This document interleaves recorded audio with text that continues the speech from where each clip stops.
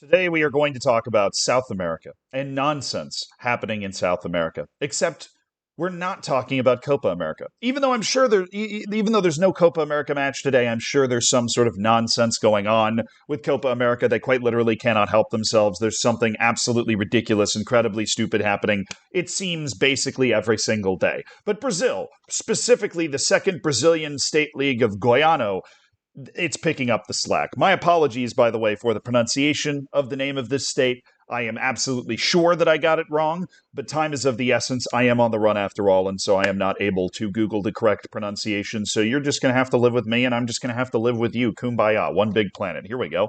The match was between Grêmio Anápolis and Inhumans, or Inhumas, or whatever they want this to be pronounced. It was a 1-0 win for Inhumas, which, if you're familiar with the second Goiano State Division as I am, Inhumas is supposed to win this match. You see they're top of the league right here, while Grêmio Anápolis, they're battling to not get relegated to the third state league. You don't know how Brazil works. There's like a national league system.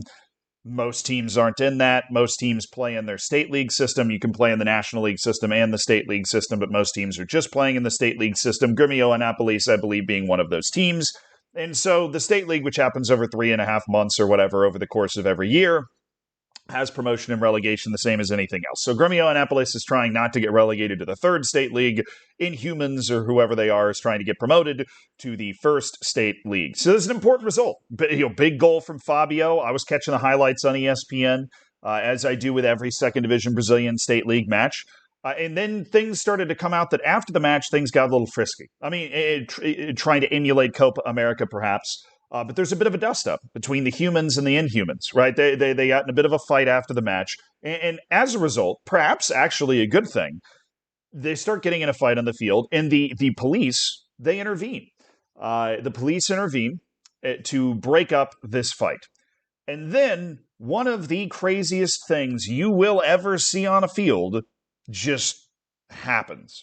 Now, I want you to know that this is a rubber bullet. So I am not accidentally showing you a video of some dude getting his leg blown off here. This is a gun that is designed for riot prevention, right? Like it is firing a rubber bullet. That doesn't mean it doesn't hurt a lot. I just wanted you to know that this wasn't turning into some sort of morbidity channel, right? So here we go. They're breaking up the fight, and now you see the players are having a disagreement with the police, not a particularly violent one as far as I can see. And then there you go.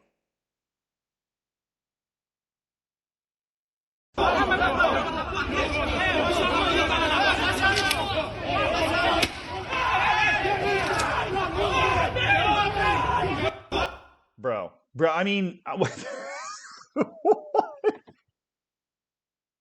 it looks like it's not a referee. I'm sure referees wanted to do this. This looks like this dude is trying to summarily execute this guy's left thigh. I mean, there's nothing going on here.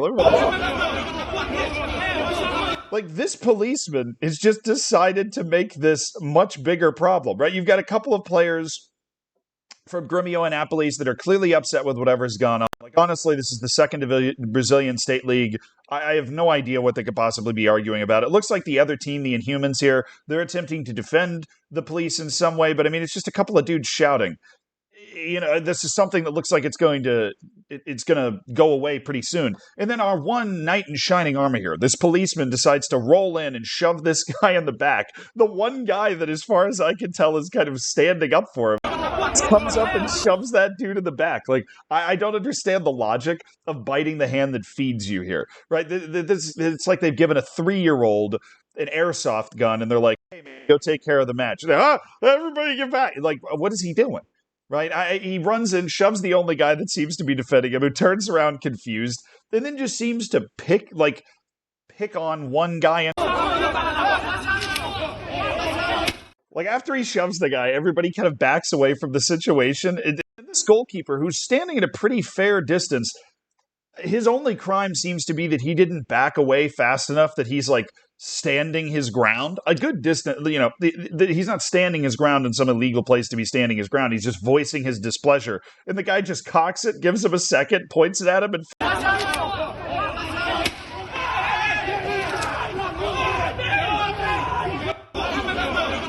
And the screaming after it too, dude. If I was actually at this match and I was a fan and I'm watching this happen, I would have totally thought that this ref just shot this dude in the leg. And I mean, the way it looked after the match, I'm gonna be honest. This is the only picture I feel like I can show you without YouTube getting mad at me. But there's other pictures. I mean, the dude has a hole in his leg, not like all the way through, but I mean, it put a dent in his leg. He ended up having to go to the hospital. He was stretchered off the pitch and taken by ambulance to the medical center after he was treated by the team doctor for excessive bleeding. I mean, this looks like somebody who was a gunshot victim here. He's got his leg wrapped. He's got the blood going all down his leg. The club was understandably incredibly upset. But before we get into the club's response, this Twitter user, Lippy, right here, said the Fed shot the player and they all went to the ref, which is true. This is a longer version from the official TV broadcast of kind of what happens after a player gets shot on the field.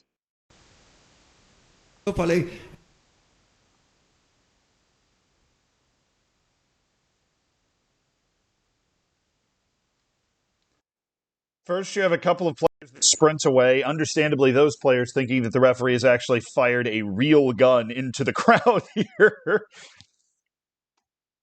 I don't blame them at all, dude. I'd be absolutely hightailing it.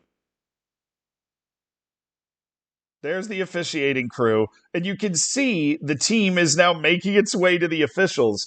My personal opinion, I think this at least warrants a yellow card. I mean, but honestly, if we want the game to be safe, if we want to preserve the sanctity of the game, right, then we're going to need to start giving red cards for this sort of behavior. And I think that's something that they're trying to make clear to the officials. And then, oh, by the way, over there is the guy that kind of got shot in the leg in the first place.